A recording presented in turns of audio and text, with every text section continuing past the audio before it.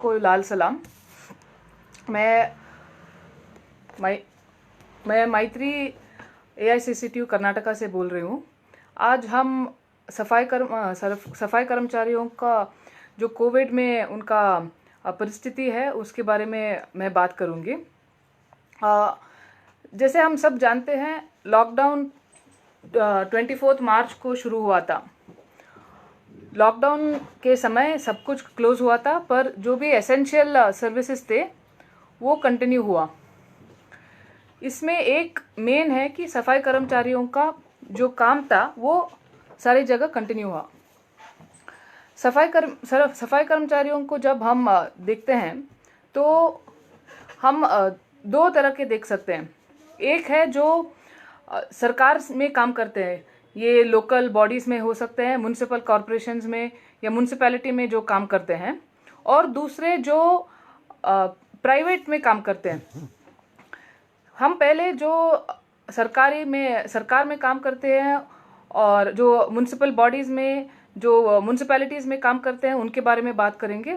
उसके बारे में जो प्राइवेट में काम करते हैं उसके बारे में हम बात करेंगे। हम कोविड के टाइम में उनका जो परिस्थिति है वो उसके बारे में बात करने के पहले हमको पहले देखना है कि ये सफाई कर्मचारियों कौन है, उनका क्या परिस्थिति है, क्या परिस्थिति में जनरली वो काम करते हैं। अगर हम देखेंगे तो सफाई कर्मचारी मैक्सिमम महिला हैं और उनमें ऑलमोस्ट 100% दलित कम्युनिटी के जो लोग हैं वो काम करते हैं, ये सफाई कर्मचारियों। अगर हम ये जो गवर्नमेंट में काम कर रहे हैं उनका जो कंडीशंस हम देखेंगे, हम ये पहला देखेंगे कि वो सब असंगठित क्षेत्र में काम करते हैं। मतलब कि वो परमानेंट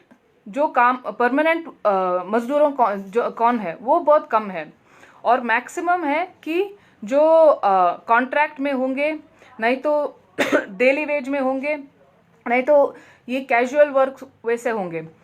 यही जो मजदूर है वो 20 या 30 साल से यही काम कर रहे हैं, फिर भी उनको परमानेंट का स्टेटस नहीं दिया गया है, और उनको कॉन्ट्रैक्ट या कैजुअल या डेली वेज के तरह ही वही पोस्ट में वो उनको कंटिन्यू कर रहे हैं।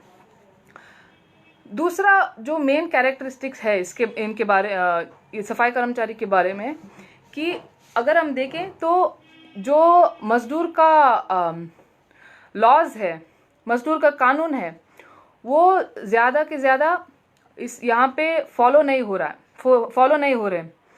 फॉर एग्जाम्पल, मैक्सिमम कर्मचारी का मिनिमम वेजेस उनको नहीं मिल रहा है। उनको अगर वो ओवर टाइम काम करते हैं तो वो ओवर टाइम का वेजेस नहीं मिलता है। उनको जो सोशल सिक्योरिटी है, ESI या PF, वो ESI और PF का और या कुछ भी सोशल सिक्योरिटी के बाहर है, तो इससे उनको कुछ भी मेडिकल फैसिलिटीज़ नहीं होती है, कुछ भी सोशल सिक्योरिटी नहीं होती है। और एक मेन जो पॉइंट है कि लोग उनको मर्यादा से नहीं देखते। ये जो ये क्योंकि ज़्यादातर यहाँ सफाई कर्मचारी जो काम करते हैं वो दलित समुदाय के हैं। उनका जाति के नाम पे, जाति के ऊपर वो बहुत डिस्क्रिमिनेशन होता है। हम इसके बारे में थोड़ा एग्जांपल्स देती हूँ। हम अगर बेंगलोर में ही देखते हैं तो बहुत लोग जो काम करते हैं उनको अगर किसी के घर से पानी पूछते हैं तो वो पानी ग्लास में नहीं देंगे, उनको टॉयलेट के मग में देते हैं। वो जो अगर खाने का कुछ देते हैं जो घरों में है, वो अगर वो देते हैं तो वो एक ठीक तरह से नहीं देते। वो फ्रिज में जो रखा हुआ होगा, वो जो 2-3 दिन का पुराना है, वो वैसा देंगे। जब हम चल के जाते हैं रोड में और जब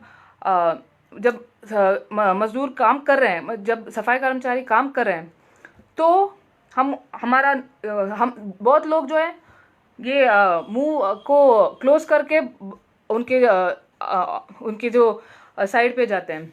ये ही नहीं कि बहुत ही केसेस है जहाँ पे सफाई कर्मचारियों के ऊपर जाति के नाम पे उनका अब्यूज़ होता है, जाति के नाम पे उनको बुलाया जाता है, उनको अब्यूज़ किया जाता है। तो एक ये जो सोशल डिग्निटी है, वो सोशल डिग्निटी का बहुत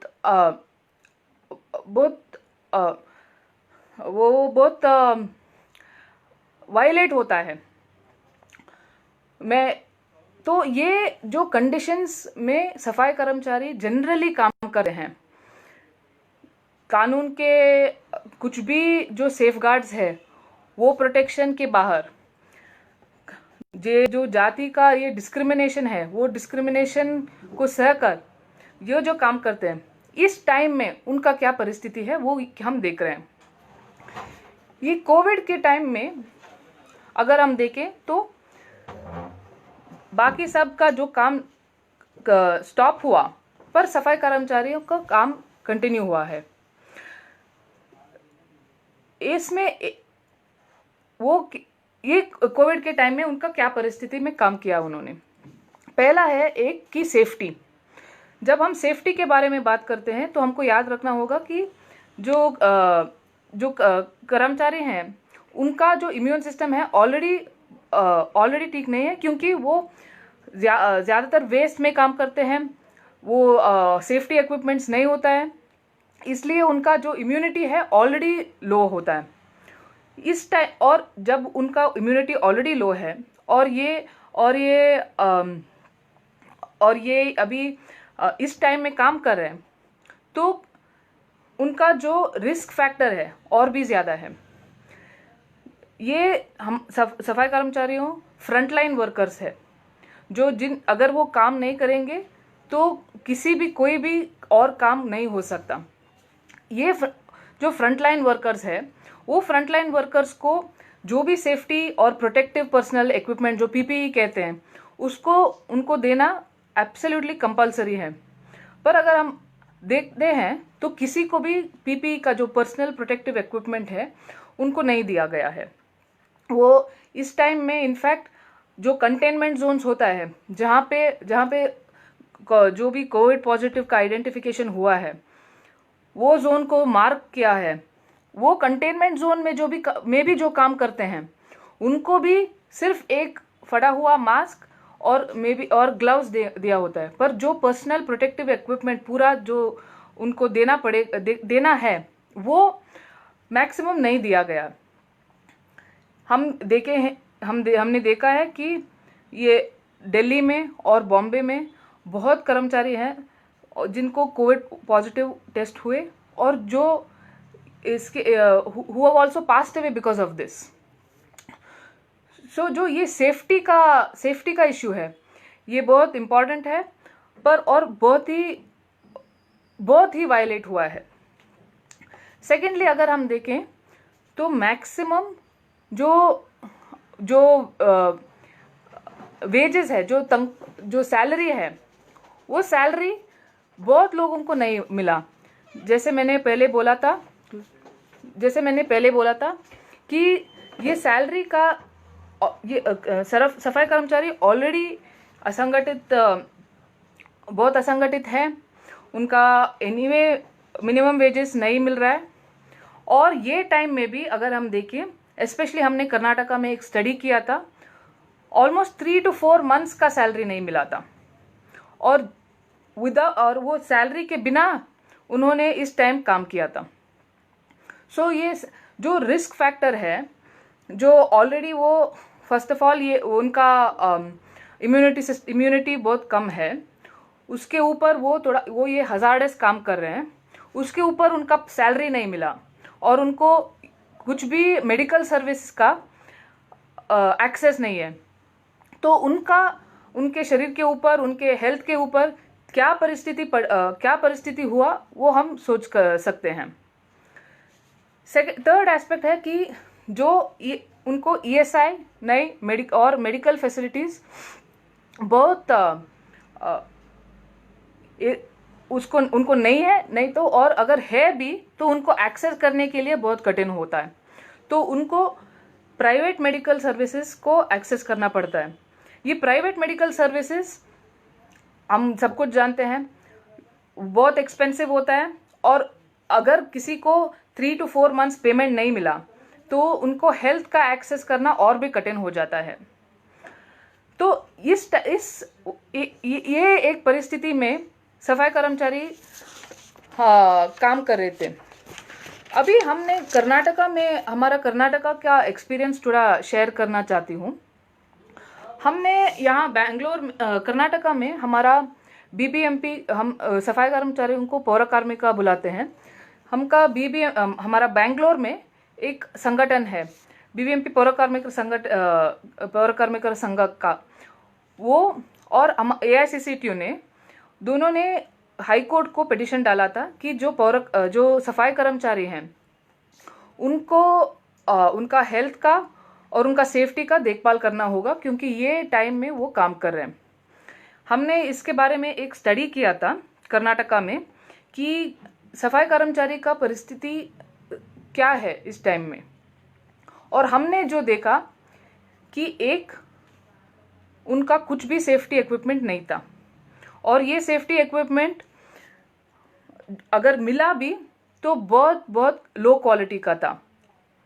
दूसरा कि जो भी काम कर रहे थे उनका पेमेंट ठीक तरह से नहीं मिला था, उनको 3-4 महीना तक पेंडिंग पेमेंट्स था। तीसरा, हमने यहाँ पे जो देखा, हम अगर देखते हैं तो जो म्यूनसिपैलिटी में काम करते हैं उनका टाइमिंग्स सुबह 6 बजे से 10 या 10:30 बजे तक होता है। 6 बजे जब लॉकडाउन हुआ कुछ भी ट्रांसपोर्ट फैसिलिटी नहीं था, सब लोग चल कर आ रहे थे उनको काम के लिए। थोड़े लोग थे जो 10-15 किलोमीटर तक चल कर आ रहे थे, और वो 10-15 किलोमीटर सुबह अगर 6 बजे को आना है तो उनको 4 या 3 बजे उठकर 6 बजे आ सकते थे। वो जो 11 o'clock को वो काम ख़त्म करते थे, उनको वापस जाने तक 1 बजे हो जाता था, और 1 बजे जाने के बाद वो पहले टाइम खाते थे। तो वो जो 3 या 4 बजे से उठे थे, 1 बजे तक काम, 11-12 बजे तक काम करके फिर 10 या 15 किलोमीटर चल के घर जाकर घर में खाना रेडी करके जब तक खाना था तो पहला मील उनका था कि 1 या 2 बजे लग जाता था। तो अगर एक मजदूर पूरा टाइम काम करके उनका पहला मील 1 या 2 बजे खाते थे तो उनके शरीर के ऊपर क्या कंडीशन होगा, हम वो ये सोच सकते हैं। तीसरी बात हमने जो देखा था कि ये बेसिक कम्युनिटीज़ जैसे पानी, ड्रिंकिंग वाटर, टॉयलेट का फैसिलिटी कुछ भी नहीं है, और ये हमारे स्टडी में भी आया था कि ये बेसिक फैसिलिटीज़ जो होता है उसका भी प्रोविज़न नहीं था। और ये कोविड-19 के टाइम में पानी और टॉयलेट का बहुत इम्पॉर्टेंट है, ये हम तो सब जानते ही। अगर वो नहीं है तो रेगुलरली हैंड वॉश करना तो वो नहीं हो सकता है। तो ऐसे टाइम में उनको ये एब्सोल्युटली बेसिक फैसिलिटीज़ की वाटर, पानी का, टॉयलेट का जो फैसिलिटीज़ नेसेसरी है वो उनको नहीं मिला। फाइनली हमने ये देखा, हम सब लोग सुने होंगे कि ये कोविड-19 के टाइम में कंटेनमेंट जोन्स होता है। कंटेनमेंट जोन्स में जैसे मैंने पहले बताया है, जो कोविड पॉजिटिव आइडेंटिफाई हुआ है उनका ये 3 या 4 या एक गली का पोर्शन को कॉर्डन ऑफ करके वो कंटेनमेंट जोन बोलते हैं।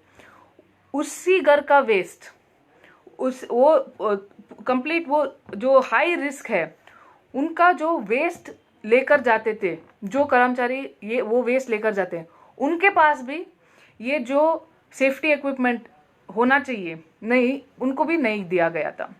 हाँ, बैंक यहाँ पे थोड़ा बहुत सेफ्टी इक्विपमेंट दिया था, पर जैसे मैंने बोला, कोविड के टाइम, कोविड रेगुलर टाइम नहीं है, कोविड के टाइम में जो भी इक्विपमेंट दिया जाता है वो और भी ज़्यादा होना चाहिए। पीपीई वैसा जैसे डॉक्टरों को मिल रहा है, उसी टाइम उसी तरह का पीपीई सब लोगों को मिलना चाहिए, पर वो नहीं दिया गया है। तो ये हमने हमारे स्टडी में देखा था। ये स्टडी को हमने कर्नाटका हाई कोर्ट में प्रेजेंट किया, और कर्नाटका हाई कोर्ट में सफाई कर्मचारियों का हेल्थ और सेफ्टी के लिए कुछ डायरेक्शंस दिया था, और वो जो डायरेक्शंस दिया था मैं बोलना चाहती हूँ। पहला उन्होंने बोला था कि सब कर्मचारियों को पूरा सेफ्टी इक्विपमेंट्स देना चाहिए। दूसरा कि जो भी कंटेनमेंट जोन में काम करते हैं उनको पूरा personal protective equipment which is of a higher standard देना चाहिए। तीसरा उन्होंने बोला कि जो भी पेंडिंग वेजेस थे, जो भी पेंडिंग सैलरी थे, वो सब कुछ क्लियर करना होगा। और फोर्थ कि जो सब लोगों को ट्रांसपोर्टेशन फैसिलिटी और फूड का फैसिलिटी, मतलब 10 बजे को उनको कुछ खाने के लिए कुछ व्यवस्था करना चाहिए, कि डायरेक्शंस हाई कोर्ट से मिली थी। हाई कोर्ट डायरेक्शंस मिलने के बाद ये थोड़ा बहुत फैसिलिटीज़ मिला, पर अगर अब भी हम देखें तो जो बेसिक फैसिलिटीज़ मिलनी चाहिए अभी भी नहीं मिल रहा है। अभी हम एक और चीज़ के बारे में मैं बात करना चाहती हूँ, और वो है कि सरकार की रिस्पॉन्स जो थी। तो हमने देखा कि उन्होंने फ्रंट लाइन वॉरियर्स के बारे में बहुत बात किया कि हम बहुत कर रहे हैं, पर अगर फैक्ट ऑन ग्राउंड क्या हुआ अगर हम देखें तो ये ताली बजाना के और ये आर्मी ने जो वो फूल फेंके डाले थे, उसके बिना कर्मचारियों के एक्चुअल प्रॉब्लम्स के बारे में कुछ भी नहीं किया।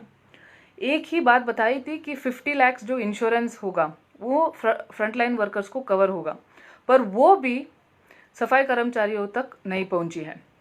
तो अगर हम सच में देखते हैं कि इतने अक्रॉस द कंट्री इतने मजदूर, इतने कर्मचारियों जो उनका इतना रिस्क लेकर ये काम कर रहे हैं, उनके लिए जो इतना काम करें ताकि वो किसी और को बीमारी ना हो, उनके लिए सरकार से फैक्चुअली कुछ भी नहीं आया है।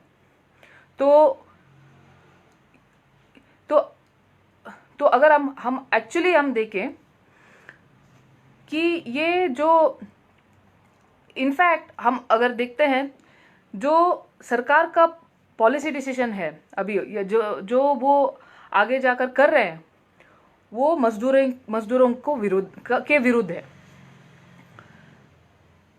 एक तरफ उन्होंने बताया कि हम सब कुछ ताली बजा रहे हैं मजदूरों, ये फ्रंटलाइन वर्कर्स के लिए। दूसरी तरफ जो भी मजदूर को प्रोटेक्शन करने के लिए कानून है, वो सब को डाइल्यूट करने के लिए वो चल रहे हैं। हम बहुत दूसरे स्टेट में देखे होंगे, एक तो वर्किंग आवर्स को इंक्रीज कर रहे हैं, जो 8 आवर्स का जो कानून में है कि 8 आवर्स जो है अभी उसको 10 या 12 घंटे करने के लिए प्रपोजल रख रहे हैं। दूसरा है कि जो कानून है जो इलीगल टर्मिनेशन से उनको प्रोटेक्ट करता है, वो कानून को भी चेंज करके वो प्रोटेक्शन को भी वापस लेने के लिए प्रयत्न करें। तीसरा है कि जो कनिष्ठ जो मिनिमम वेजेस है, न्यूनतम वेतन जो है, उसको भी वो फ्रीज करने के लिए, नहीं तो कम करने के लिए, नहीं तो वो इम्प्लीमेंटेशन को कठिन करने के लिए, इंस्पेक्शन स्कीम को अटैक करके वो करने के लिए देख रहे हैं। हमने जो देखा है अभी कि लॉकडाउन के टाइम में ज़्यादातर प्रॉब्लम हुआ है मज़दूरों को। ये प्रवासी मज़दूर हो सकते हैं कि जो फ्रंटलाइन वर्कर्स हो सकते हैं, पर मज़दूरों को बहुत ही प्रॉब्लम हुआ है। मगर सरकार ये देखने के बजाय वो जो स्टेप्स ले रहे हैं आगे जाते, वो स्टेप्स ले रहे हैं कि मज़दूरों को और कठिन परिस्थिति में डालने के लिए, और प्रॉब्लम्स देने के लिए, और उनको और वल्नरेबल करने के लिए वो पॉलिसी दे रहे हैं। अभी जो हमने देखा कि जो मज़दूर है इस टाइम में उनका इतना प्रॉब्लम हुआ है क्योंकि सरकार के पॉलिसी जो थे वो उनको प्रोटेक्शन करने के लिए नहीं थे। इसलिए जो 20 या 30 साल से एक ही काम कर रहे हैं, अभी भी उनका परमानेंट नहीं हुआ है। अभी भी वो कैजुअल या डेली वेज या कॉन्ट्रैक्ट के नाम पे काम कर रहे हैं। वो जो पॉलिसी था, जो कर्मचारियों को इसी वो एक कैजुअल या डेली या कॉन्ट्रैक्ट की एक वो टेम्पररी स्टेट में रखने के लिए, जिससे उनको मजदूर के लेबर लॉज से बाहर निकलने के लिए जो पॉलिसी था, वो उसी पॉलिसी को और बढ़ा रहे हैं। जिस पॉलिसी से अभी मजदूर को कठिनाई हुई, उसको और ज़्यादा कर रहे हैं। तो अगर हमको अभी देखना है, हम आगे जाकर हम जो ये अभी हम जो फेस कर रहे हैं, तो एक ही आंसर है कि सब जगह संगठित होना है, यूनियनाइजिंग होना है और ऑर्गेनाइजिंग होना है। क्योंकि संगठित नहीं, एक संगठन और संघर्ष से ही कुछ भी मिल सकता है। संघर्ष से और संगठित नहीं होने से ये हम फाइट नहीं लड़ सकते। ये जो अटैक आ रहा है अभी हम देख रहे हैं, ये एक लेबर लॉस का डाइल्यूशन का अटैक है। दूसरे तरह से ये कोविड-19 का जो टाइम है, उसको यूज़ करके जो भी मजदूर के विरुद्ध जो कानून है वो लेकर आने के प्रयत्न कर रहे हैं। और सरकार से एक जो प्रयत्न है अभी हम सब लोग देख रहे हैं कि कंप्लीट कम्युनलाइजेशन करना, धर्म के नाम पे लोगों को डिवाइड करने का जो काम हम देख रहे हैं, इसको हमको बहुत सीरियसली लेना पड़ेगा। हम सब लोगों को आकर इसको विरोध करना पड़ेगा। अभी जब हम आगे जाते हैं तो हमारा जो संघर्ष है, ये सिर्फ इकोनॉमिक स्ट्रगल नहीं है, इकोनॉमिक संघर्ष नहीं है, ये एक राजनीतिक संघर्ष है। और ये संघर्ष के लिए हमको एक साथ आना पड़ेगा। और ये बहुत इम्पोर्टेंट टाइम है जब सारे मजदूरों को एक साथ आकर संगठित होकर ये जो हमारे ऊपर ये सरकार से या प्राइवेट से अटैक हो रहा है, उसको हमको फेस करना है। एक और बात है कि मैंने पहले बोला था, जो कर्मचारी प्राइवेट में काम करते हैं, वो जो प्राइवेट में काम करते हैं, तो जो उनका अगर हम देखें तो ये 2 महीने का जो लॉकडाउन पीरियड था, किसी को भी पेमेंट नहीं आया। सरकार ने एक ऑर्डर भी दिया कि सब लोगों को पेमेंट आना है लॉकडाउन के टाइम पर वो जो आदेश था उसका इम्प्लीमेंटेशन एब्सोल्युटली नहीं हुआ, एनफोर्समेंट एब्सोल्युटली नहीं हुआ, और जो काम करते थे उनको ये 2 महीने का पेमेंट नहीं आया। अभी और एक प्रॉब्लम है कि बहुत लोगों को टर्मिनेशन का बहुत रिस्क है।